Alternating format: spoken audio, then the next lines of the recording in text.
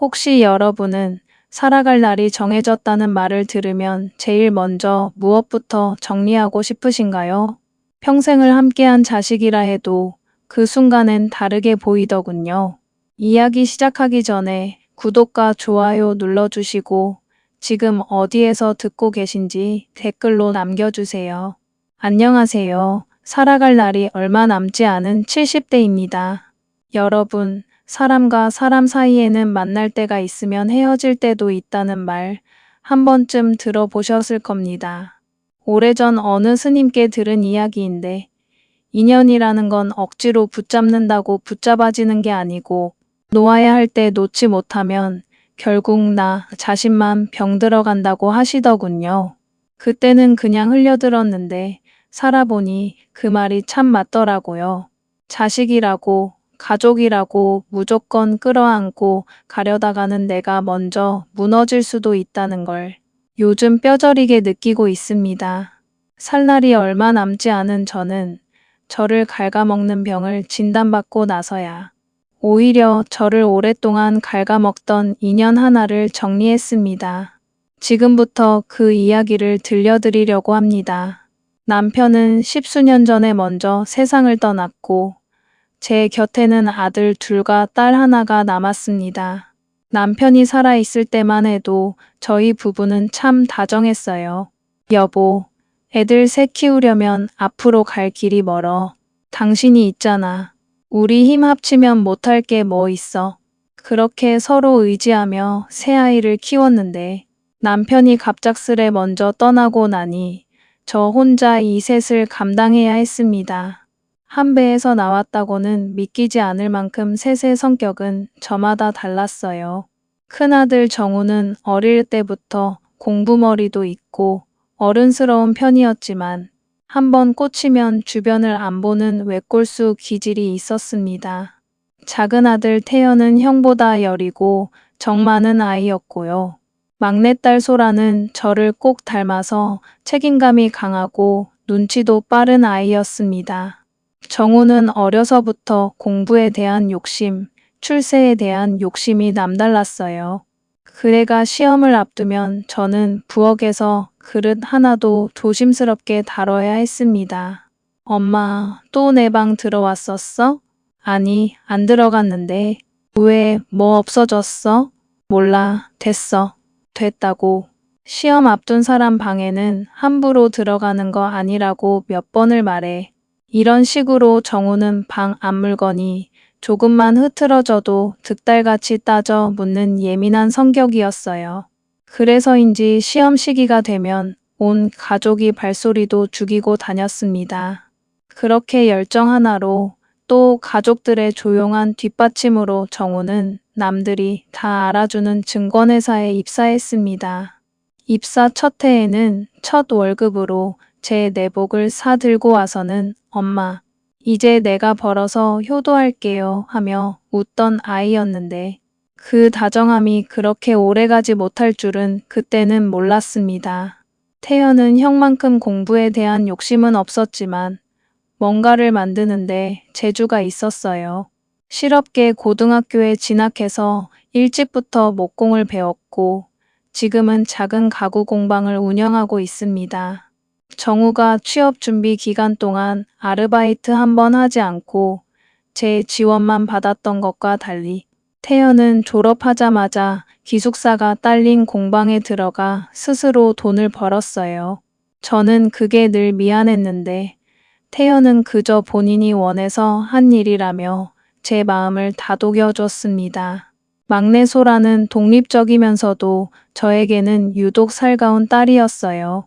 결혼은 안 하고 저랑 살겠다는 말을 입버릇처럼 했습니다. 남편을 일찍 보내고 혼자가 됐어도 저는 이 세 아이들 덕분에 외로운 줄 모르고 살아왔습니다. 이제 아이들이 다 커서 제 할 일은 끝났다고 생각했는데 문제는 정우가 결혼할 사람을 데려오면서부터 시작됐습니다. 평소 연락이 뜸하던 정우에게서 오랜만에 전화가 왔어요. 엄마, 저 정우예요. 다음 주 토요일 시간 어떠세요? 집에 계시죠? 밥 좀 얻어먹으러 가려고요. 뭘 새삼스럽게. 밥이야 언제든 해주지. 저 만나는 사람 있는데 엄마한테 인사시키려고요. 만나는 사람이 있었어? 얼마나 됐다고? 1년 좀 넘었어요. 결혼 생각하고 있어서 얼굴 뵈러 가려고요. 맛있는 거 좀 해주세요. 만나는 사람이 있는지도 몰랐는데 대뜸 며느리감을 소개해준다니 반갑기는 했지만 갑작스러워서 당황스러운 마음도 커졌습니다. 그래도 귀한 손님이 온다는데 저는 이틀 전부터 부지런히 준비했어요. 아들에게 물어 못 먹는 음식, 좋아하는 음식을 확인하고 상다리가 부러지게 차렸고 사람을 불러 집도 깨끗하게 치워두었습니다.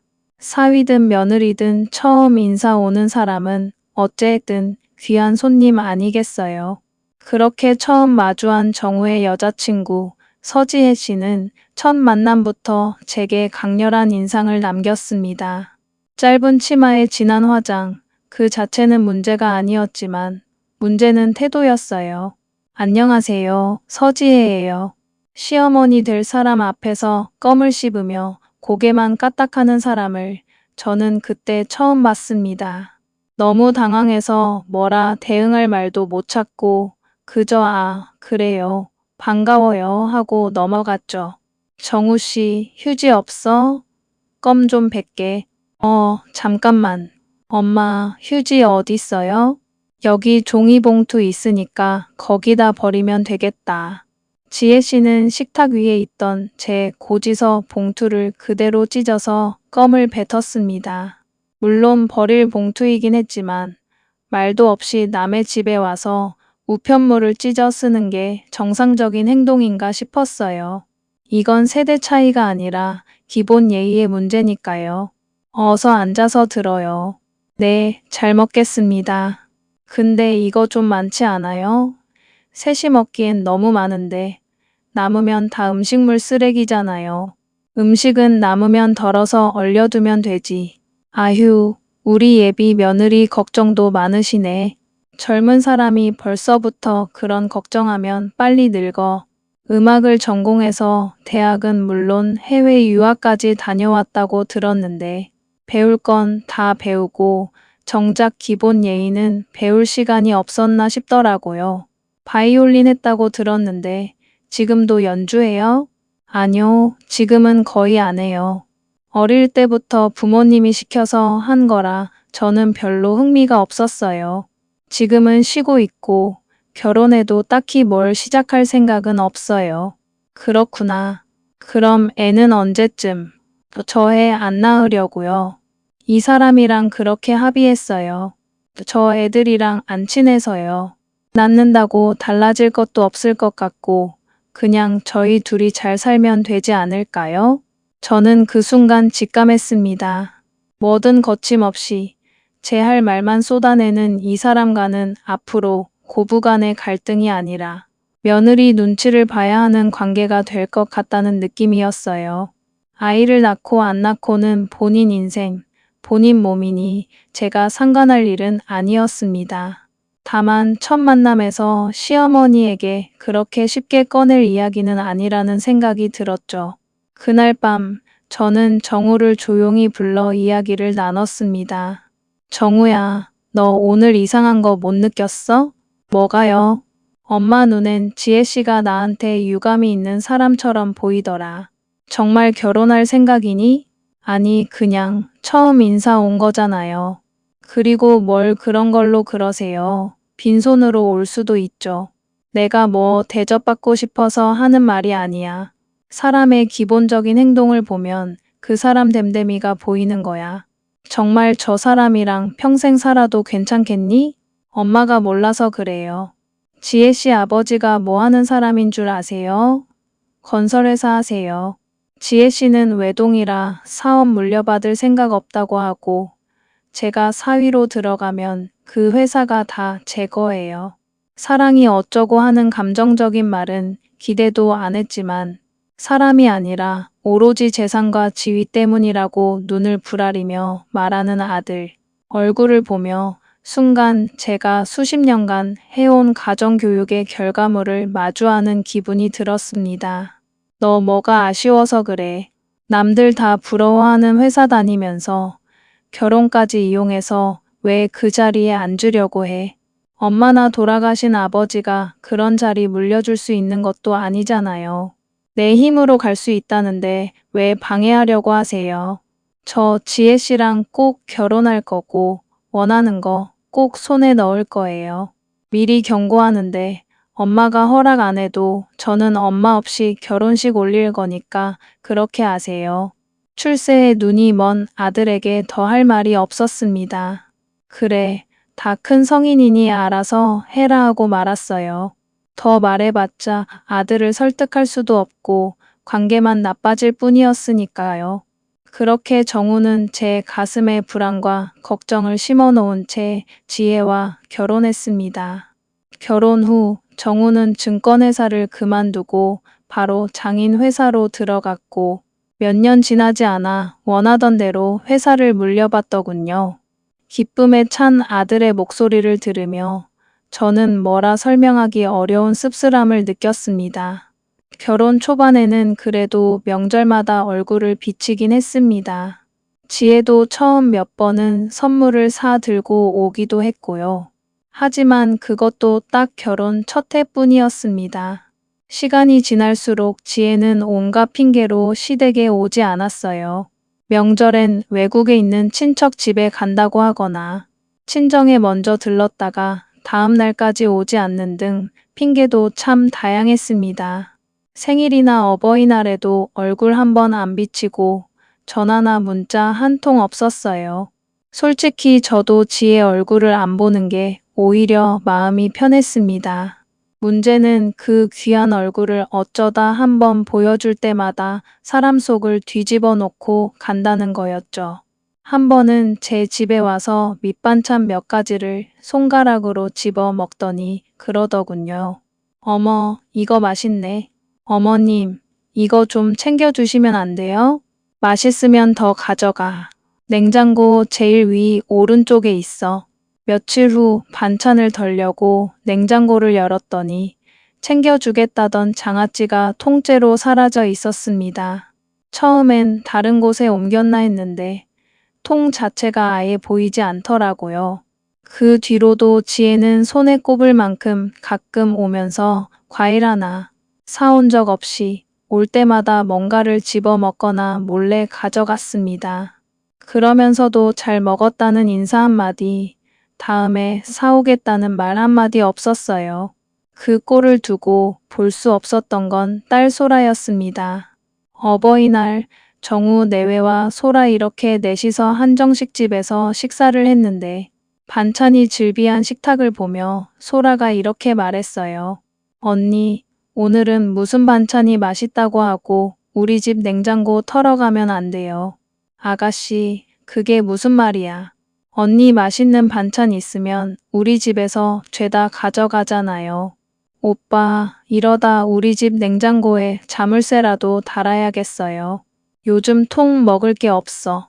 야, 이 사람이 뭘 그렇게 먹었다고.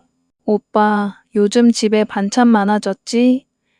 그거 다 언니가 우리 집에서 실어간 거야. 아무리 내조해도 남의 집 반찬으로 하는 건 좀 아니지 않아요? 그 정도로 어머니 반찬이 맛있어서 그런 거지. 오빠, 그럼 언니는 그런 식으로 칭찬하는 거예요? 너무 맛있어서 훔칠 수밖에 없었다는 걸 몸소 보여준 거네요. 훔치다니, 듣기 좀 그런데요.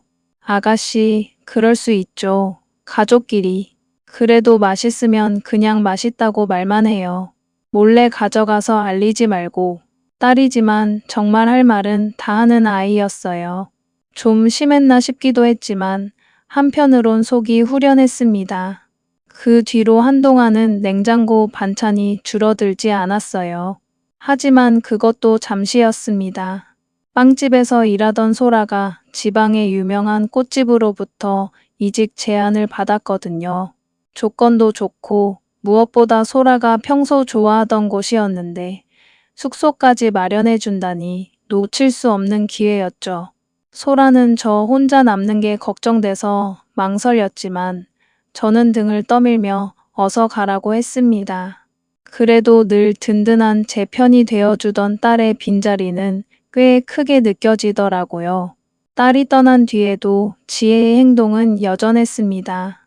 한 번은 명절 전날 웬일로 일찍 와서 주방까지 들어와 이러쿵저러쿵 하더군요. 어머님, 이거 왜 이렇게 짜요? 저 요즘 저염식 하는데 이런 거 먹으면 부종 생겨요. 이 정도는 간을 해야 밥이 잘 넘어가지. 짜요. 밥이랑 먹어도 짤 것 같아요. 그리고 전을 왜 이렇게 많이 부쳐요? 음식 미리 해서 냉장고에 쟁여두는 거 안 좋은 습관이래요. 바로바로 해먹는 게 좋다던데. 일은 돕지도 않으면서 이런저런 지적만 늘어놓는 지혜를 보며 누가 며느리고 누가 시어머니인지 모르겠다는 생각이 들었어요. 그런데 죽으라는 법은 없다고 딸의 빈자리를 채워주는 든든한 아군이 생겼습니다. 형님이 어머님한테 매일 와서 상처를 주네요. 뭐야, 동서. 어머님, 형님이 어머님 밥 매일 차려드리려고 저렇게 말씀하시나 봐요. 우리 어머님 좋으시겠다. 바로 제 숨통을 틔워준 작은 며느리 하윤이 우리 집안에 들어온 겁니다. 태연이 운영하는 공방 근처 인테리어 소품 가게에서 일하다가 눈이 맞았다고 하더군요. 하윤은 첫 만남부터 느낌이 좋았습니다. 밝고 씩씩한 말투에 웃는 얼굴만 봐도 저까지 절로 웃음이 났어요. 다만 처음엔 어딘가 자신 없어 보이는 구석이 있었는데 알고 보니 20대와 30대의 차례로 부모님을 여의었다고 하더라고요. 부모님이 안 계신 상태에서 결혼하려니 혹시 제가 반대하거나 그것 때문에 말이 나올까 걱정했던 모양입니다. 훌륭한 부모가 있다고 다 제 역할을 다하는 건 아닌데 부모의 유무가 사람에게 그렇게 큰 영향을 미치겠어요. 하윤은 오히려 부모의 부재를 전혀 느낄 수 없을 만큼 반듯하게 자란 아이였습니다. 부부는 서로 닮아가는 게 아니라 애초에 닮은 사람끼리 만난다더니 태연과 하윤이 딱 그런 한 쌍이었어요. 다정하고 성실한 두 사람이 만나 더 좋은 기운을 만들어내는 것 같았습니다. 지혜보다 1살 많은 하윤은 형님으로 대접해주면서도 지혜가 저에게 무례하게 굴 때마다 참지 못하고 한마디씩 톡톡 쏘아 붙이곤 했어요. 그럴 때마다 제 속이 다 시원해졌습니다. 그러다 보니 지혜와 하윤 사이는 늘 팽팽했지요. 하윤은 부모님에 대한 그리움 때문인지 종종 저를 찾아왔습니다. 매년 부모님 기일이 다가오면 저와 함께 성묘를 가곤 했어요. 어머님, 저랑 같이 가주실 수 있으세요? 혼자 가면 좀 쓸쓸해서요. 당연히 가야지. 가서 인사드리고 오자. 산소 앞에서 하윤은 늘 한참을 말없이 앉아 있다가 돌아오는 길엔 꼭 이런 말을 했습니다. 어머님이 계셔서 정말 다행이에요. 저 혼자였으면 이런 날 더 외로웠을 거예요. 그 말을 들을 때마다 저 역시 하윤이 제 곁에 있어줘서 얼마나 든든한지 모른다고 생각했습니다. 결혼 후 소품 가게 일을 그만두고 시간이 많아지자 하윤은 저를 놀아달라며 자주 찾아왔어요. 한 번은 제가 낮잠을 자다가 깼는데 주방에서 달그락거리는 소리가 나서 놀란 적이 있었습니다. 하윤아, 너 여기서 뭐해? 어머님 깨셨어요? 죄송해요. 어머님이랑 점심 먹으려고 장 봐왔는데 냉장고 자리가 없어서 정리하고 있었어요. 뭘 이렇게 많이 사왔어? 어머님, 저랑 콩나물 국밥 해 먹어요. 그냥 앉아 계세요. 제가 만들게요. 한 번은 제 옷장을 열어보더니 다음 날 겨울옷이 많이 낡았다며 새 옷을 잔뜩 사와서 옷장을 채워주기도 했습니다. 태연이 공방을 운영하고 소라가 지방으로 내려간 뒤로는 하윤이 제 가장 친한 친구이자 가장 가까운 가족이 되었어요. 하윤의 생일에는 제가 평생 처음으로 미술관 전시 티켓을 알아보고 구했습니다. 물론 소라에게 몇 번이나 물어보고서야 살 수 있었지만요. 하윤아, 이거 봐라. 너 여기 가고 싶어 했지? 어머님, 이거 티켓이잖아요. 어디서 구하셨어요? 이거 예매 시작하자마자 매진됐다던데. 소라한테 물어 겨우 2장 구했다. 생일 기념으로 우리 둘이 가자. 가서 맛있는 것도 먹고. 하유는 종이 티켓 2장을 손에 꼭 쥔 채 한동안 말을 잇지 못하다가 맑은 눈물을 뚝뚝 흘리더군요. 늙은 시어머니가 자기가 가고 싶어 하던 전시 티켓을 딸에게 여러 번 물어가며 구했다는 생각에 마음이 벅찼던 모양입니다. 저와 하유는 그렇게 서로의 외로움을 채워주며 가까워졌어요. 하윤이 집에 자주 오면서 제 생활에도 활기가 돌고 웃음이 늘었습니다. 정우 내외 때문에 마음고생했던 것을 하윤이 다 메워준 셈이죠. 하지만 그 웃음도 오래가지 못했습니다. 며칠을 자도 몸이 무겁고 밤마다 기침이 심해서 병원을 찾았어요. 그저 지독한 감기 몸살인 줄 알았는데 의사가 정밀 검사를 권하더군요.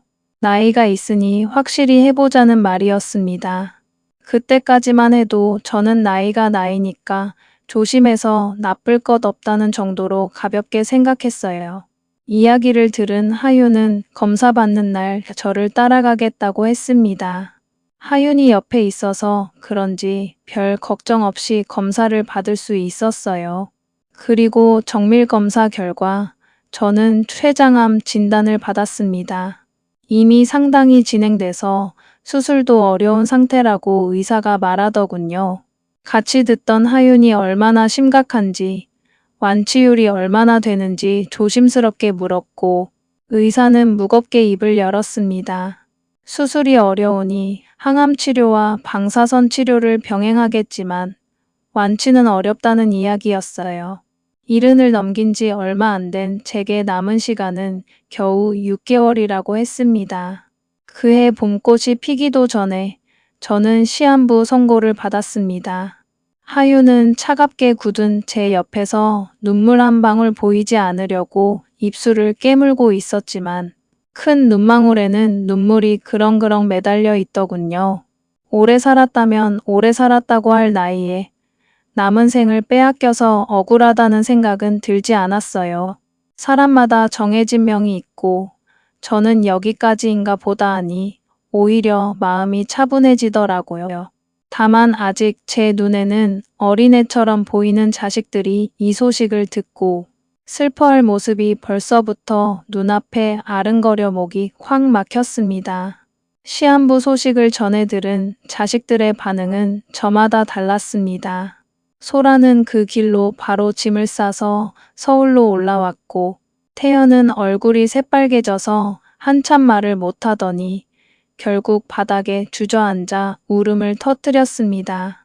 다 자기 탓이라며 더 자주 찾아뵀어야 했는데 이제야 발견됐다고 서럽게 울더군요. 정우는 어두운 얼굴로 입을 다물고 있다가 깊은 한숨만 내쉬었습니다. 오랜만에 자식들이 한자리에 모인 이유가 제 시한부 판정 때문이라니 참 씁쓸한 일이었어요. 자식들은 제가 자는 줄 알고 거실에 모여 앞으로 어떻게 할지 의논하더군요. 그런데 그 자리에도 보이지 않는 사람이 하나 있었습니다. 바로 지혜였어요.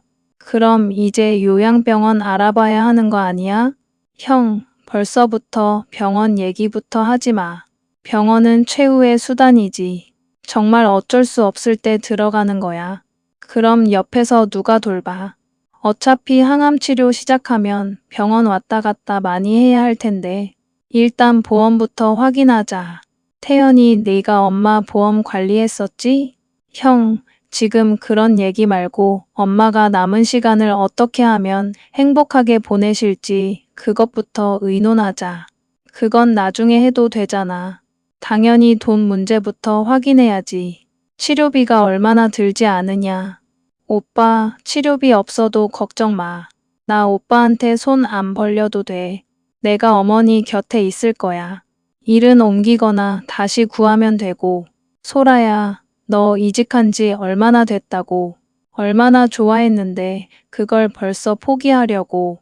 엄마 일인데 그게 대수야? 태연 씨랑 나도 있고 나 시간 되니까 오면 돼요. 태연 씨는 공방 일 계속하고 소라 씨는 거기서 계속 일해요. 자식들이 나누는 이야기를 자장가 삼아 방에 누워 있는데도 도무지 잠이 오지 않았습니다. 또 자식들에게 짐이 됐다는 죄책감과 앞으로 얼마 남지 않았다는 막연한 불안감으로 뒤척였어요. 그 후로 소라는 쉬는 날마다 서울에 올라와 제 곁을 지켰고 태연은 시간을 쪼개 병원 갈 때마다 함께 가려고 애썼습니다. 하유는 아예 기본적인 짐을 챙겨 제 집으로 옮겨와 저와 함께 지내기 시작했어요. 하윤아, 이렇게까지 안 해도 되는데. 어머님, 생각해보면 제가 이 가족에 제일 늦게 들어왔잖아요.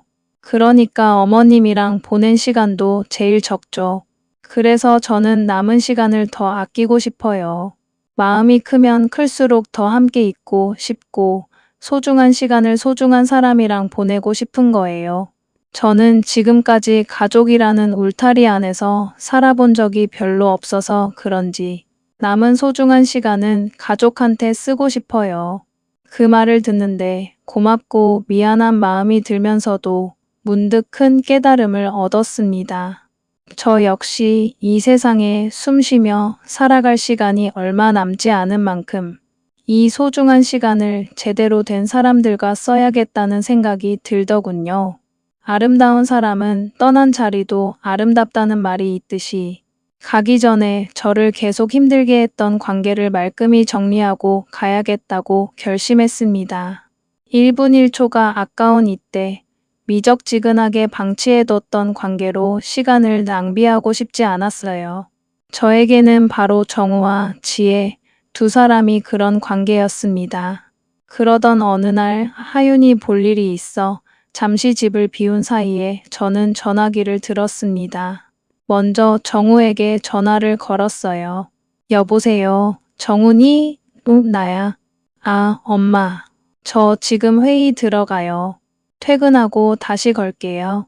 남은 시간이 6개월이라는 소식을 전한 지 얼마 되지도 않았는데 회사 회의 때문에 서둘러 끊어버리는 아들이었어요. 저는 한동안 새까맣게 꺼진 휴대전화 화면을 멍하니 바라보다가 다시 전화를 걸었습니다. 이번엔 지혜였어요. 네, 어머님. 무슨 일이세요? 몸은 좀 괜찮으세요? 물어봐줘서 고맙구나. 너 지금 바쁘니? 바쁘면 바쁜 거고 아니면 아닌 거고요. 왜 그러세요? 저녁에 하윤이가 잠깐 외출을 해서 그러는데 혹시 와서 삼계탕 좀 끓여줄 수 있을까? 재료는 다 있어. 어머님, 저 사실 바빠요. 다음에 같이 먹어요. 너 나한테 남은 시간이 많지 않은 건 알고 있지? 와서 같이 못 먹으면 포장해서 가져다 주는 것도 못해? 어머님, 오늘 내일 하시는 거 아니잖아요. 왜 이렇게 음식 얘기를 하세요? 그것도 좀 참으시고요. 집에 반찬 많잖아요. 오늘은 알아서 챙겨 드시든가 아니면 동서 올 때까지 기다리세요. 그렇게 말하고는 그대로 전화를 끊더군요. 저도 몰랐던 일말의 기대가 남아 있었던 건지 새삼 놀랍고 실망스러웠습니다. 하지만 오히려 정리가 확실히 된 것 같기도 했어요. 마치 마지막까지 기회를 준 저에게 이제 정리해도 된다는 확인을 받은 기분이었습니다. 사람 마음이라는 게 참 약해서 몸이 안 좋아진 탓인지 충격이 이만저만이 아니었어요. 그 통화의 여파로 한동안 침대에 몸을 기대고 앉아 있었는데 그때 하윤이 들어오더군요. 어머님, 저 왔어요. 좀 늦었죠? 오늘은 포장해 왔어요. 어머님 좋아하시는 전복죽. 어머님, 왜 그러고 계세요? 낯빛이 안 좋아요. 하윤은 제 표정만 보고도 심상치 않다는 걸 느꼈는지 가까이 다가와 무슨 일이 있었는지 집요하게 물었습니다. 몸이 안 좋은 거예요? 우리 병원 가요. 일단. 아니야. 몸이 아니라 마음이. 정리할 걸 정리하려고 하니까 왜 이렇게 시리고 아픈지 모르겠구나. 저는 자초지종을 다 이야기했습니다. 하윤은 이야기를 다 듣더니 한동안 거칠게 숨을 몰아쉬더군요. 너무 화가 나서 가만히 있지 못하겠다는 듯이요. 그러더니 갑자기 방을 박차고 나가서는 5분쯤 지나 다시 들어왔습니다. 어머님, 지금 몸은 괜찮으신 거죠? 그럼 저랑 잠깐 나가요. 이 시간에 어딜? 일단 나가요. 나가면 제가 어머님 시간 정말 아깝지 않게 보내드릴게요. 저는 얼떨결에 나갈 채비를 하고 여전히 얼굴에 분함이 가시지 않은 하윤을 따라 나섰습니다. 한참을 하윤이 운전하는 차를 타고 갔는데 도착한 곳은 서울 한복판의 어느 카페였어요. 하윤아, 우리 지금 커피 마시려고 여기까지 온 거니? 아니요, 커피가 아니라 시원한 사이다 한 잔 드시게 해드릴게요. 그렇게 말한 하윤은 제 손을 잡고 당당하게 걸음을 옮겼습니다. 카페 안내 데스크에 있는 사람에게 뭔가 이야기를 하니 그 직원은 안쪽으로 저희를 안내했고 그곳은 카페 안쪽에 있는 작은 모임방이었어요. 하윤이 문을 열자 큰 원형 테이블에 여자들 대여섯 명이 둘러앉아 커피를 마시고 있었습니다. 저는 영문도 모른 채 낯선 여자들의 얼굴을 살피고 있었는데 그 가운데 지혜가 앉아 있는 게 아니겠어요. 지혜는 갑자기 등장한 저와 하윤을 보고 눈을 동그랗게 떴습니다. 저 역시 갑자기 끌려온 자리에서 지혜를 만나 놀란 표정을 감출 수 없었고요. 그 자리에서 전혀 놀라지 않은 사람은 하윤 하나뿐이었습니다. 동서, 여긴 왜, 아니, 아까 뭐 하냐고 물으니까 바쁘다더니 이걸 찾아온 거야? 모임 있다고 바쁘다고 하셔서 제가 친히 찾아왔어요. 그런데 언니, 여긴 왜 왔어요? 일단 나가서 얘기해. 지혜는 자리에서 일어나 하윤을 방 밖으로 밀어내려고 했습니다. 보는 눈이 많아서인지 당황한 기색이 역력했어요. 하지만 하윤은 밀리지 않았고 테이블에서 가장 가까이 있던 아이스 커피 잔을 그대로 집어 들었습니다.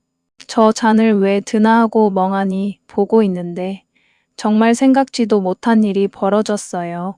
하윤이 들어 올린 커피잔을 그대로 지혜 얼굴에 쏟아부은 겁니다. 방 안은 순식간에 아수라장이 됐습니다. 저도 놀랐지만 그 자리에 있던 다른 사람들도 모두 경악했어요. 하윤아, 어머, 왜 저래? 얘 좀 말려봐. 미쳤나봐. 차가운 커피와 얼음을 온몸으로 뒤집어 쓴 지혜는 소리를 질렀습니다. 이게 지금 뭐 하는 짓이야, 너. 서지혜. 이에 질세라 하윤이 지혜의 이름을 부르며 맞받아쳤습니다. 지혜는 본인 이름을 그렇게 부르는 소리에 놀라 뒷말을 잇지 못하고 입만 벌리고 있었어요. 그래, 서지혜. 나 이제 언니 소리 그만할 거야. 사람이 말이야. 죽은 사람 소원도 들어준다는데 이제 살 날 얼마 안 남으신 어머님 부탁을 그렇게 매몰차게 거절해? 너는 정이라는 게 있고 도리라는 게 있는 사람이니? 삼계탕 사달라는 것도 아니고 그냥 끓여만 달라는 그 쉬운 부탁을 거절해? 고작 여기 앉아서 커피나 마시고 있을 거면서 내가 살면서 너처럼 기본적인 예의도 모르는 사람은 처음 본다. 부모님 두 분 다 계시면 뭐하니? 자식이 부모 욕 먹이게 자라났는데 너 앞으로 내 눈에 띄면 그동안 어머님 마음 아프게 한 거 다 돌려받을 줄 알아. 어머님, 이제 가요. 방금 무슨 일이 벌어졌는지 파악도 하기 전에 하윤은 커피 세례를 맞고 부들부들 떨고 있는 지혜를 뒤로 한 채 제 손을 잡고 카페를 나왔습니다. 차에 타자 하윤이 겸연쩍은 듯 말하더군요. 어머님, 안 좋은 모습 보여드려서 죄송해요. 그런데 저도 진짜 참을 수가 없었어요. 지금까지도 마음에 안 들긴 했지만 이런 짓까지 하는 거 보니까 정말 도가 지나치다 싶었어요. 어머님이 너무 과하다고 생각하시면 혼내주세요. 저는 아무 말 없이 하윤의 손을 살며시 잡았습니다. 집에 가자. 배고프다. 집으로 돌아가 하윤이 미리 사다 둔 재료로 직접 삼계탕을 끓였습니다. 하윤은 쉬라며 한사코 말렸지만 저는 제 손으로 삼계탕을 끓여 하윤에게 먹이고 싶었어요. 그렇게 푹 고아낸 삼계탕으로 한 상 차려 나중에 퇴근한 태연까지 셋이 늦은 저녁을 함께 먹었습니다. 남은 소중한 시간을 함께하고 싶은 두 사람과 함께한 저녁이었죠. 그런데 얼마 안 있어 현관문이 벌컥 열리며 큰 소리와 함께 정우가 들이닥쳤습니다. 엄마. 정우는 집 안으로 들어와 식탁에 앉아 저녁을 먹고 있는 저와 태연 내외를 보고 멈칫하더니 이내 얼굴이 울그락불그락해져서 소리를 쳤습니다. 뭘 잘했다고 다 같이 삼계탕이나 먹고 있어. 재수씨, 대체 무슨 짓을 한 거예요? 뭔 짓을 했길래 그 사람이 흠뻑 젖어서는 울고불고 난리예요? 형, 목소리 낮춰. 애초에 형수가 잘못한 거야. 무슨 일인지 제대로 알아보고 얘기해. 뭐라는 거야, 지금. 엄마도 같이 있었다면서요. 안 말리고 뭐 하셨어요, 대체. 목소리 낮춰. 작은 애는 잘못 없다. 걔는 자기가 받은 대로 고스란히 돌려준 것뿐이야. 이제 내 며느리는 하윤이 하나다. 나는 이제 정우, 너랑도 지혜랑도 안 보고 산다. 뭐라고요? 안 보고 살아요. 우리를요? 그래. 나 앞으로 얼마 남지 않은 시간을 언제 사라질지 모르는 인연 붙잡느라 낭비하고 싶지 않다. 그저 나를 소중히 여기고 나도 소중히 여기는 사람들이랑만 보내고 싶어. 시어머니한테 삼계탕 하나 끓여다 줄 모르는 며느리랑 시한부 어머니가 전화했는데 회의 핑계 대고 끊어버리는 아들 이제 필요 없다. 그건 더 말할 필요 없어. 너도 그냥 편하게 살아라. 아픈 엄마 때문에 괜히 성가시게 살지 말고. 엄마, 정말 나 안 보고 살겠다는 거예요? 고작 이런 일 때문에요? 너한테는 살 날 얼마 안 남은 엄마가 서운하고 상처받는 일이 별거 아닌지 모르겠다만 내가 그걸 별거 아니라고 생각했기 때문에 우리 인연이 여기까지라고 생각해라. 내 대단한 인생에서 내가 먼저 빠져줄게. 나도 남은 소중한 시간에서 너희 부부는 그만 빼려고 한다. 단호한 제 말에 정우는 계속 항의하며 언성을 높였지만 제 마음은 흔들리지 않았습니다. 결국 태연이 정우를 밀어내다시피 해서 문 밖으로 내보냈고 정우는 몇 번 짜증을 내다 결국 돌아갔습니다. 끝까지 자신들의 잘못은 인정하지 않고 사과 한마디 없던 모습을 보며 오히려 제 결정이 틀리지 않았다는 확신이 들더군요. 그로부터 2달쯤 지났을까요? 뜻밖의 손님이 찾아왔습니다. 바로 지혜의 아버지 서 회장님이었어요. 제가 딸을 잘못 키운 것 같습니다. 늦었지만 사과드리러 왔습니다. 지혜 아버지는 딸이 그동안 시댁에 어떻게 행동했는지 뒤늦게 전해 들었다며 진심으로 고개를 숙였습니다. 저는 그 마음만 받겠다고 이제 와서 달라질 건 없다고 담담하게 말씀드렸어요. 지혜가 달라졌다는 소식은 그 후로도 들려오지 않았습니다. 정우 내외는 자존심 때문인지 아니면 정말 아쉬운 게 없어서인지 그 이후로 먼저 연락해오지 않았습니다. 오히려 그렇게 순순히 물러나 준 게 정우가 제게 처음이자 마지막으로 해준 효도인가 싶더라고요. 살날을 정해놓고 나니 남은 시간은 촉박해 보이지만 오히려 마음은 더 여유로워졌습니다. 긍정적인 의미의 홀가분함이랄까요? 시간이 아깝고 1분 1초가 소중한 요즘은 성가신 부수적인 일들은 그러려니 하고 넘기게 되더군요. 얼마 남지 않은 시간에 좋은 것들로만 빈자리를 채우고 싶기 때문이겠죠. 지금 제 곁에는 소라와 태연, 하윤이 남았습니다. 얼마 전에는 소라에게 좋은 사람이 생겼다는 소식도 들었어요. 함께 지방으로 내려가 살고 있는 사람이라는데 조만간 데리고 인사하러 온다고 하더군요. 살면서 이런 기쁜 소식도 한 번 더 들을 수 있다니 참 감사한 일입니다. 2세 아이 덕분에 항암 치료도 잘 버티고 있어요. 평소 상상도 못했던 호화로운 호텔에서 밥도 먹어보고 수영장을 통째로 빌려서 몇십 년 만에 물장구도 쳐봤습니다. 몸이 둥둥 떠오르는 물속에 몸을 맡기니 그렇게 기분이 오묘하고 자유로울 수가 없더군요. 매일 눈을 뜨면 오늘은 뭘 먹어야 후회가 없을지, 누구 얼굴을 봐야 후회가 없을지 설레는 마음으로 살고 있습니다. 매일을 영원처럼 살고 있어요. 모두 포기할 것을 포기하고 잡을 것을 잡았기 때문이겠죠.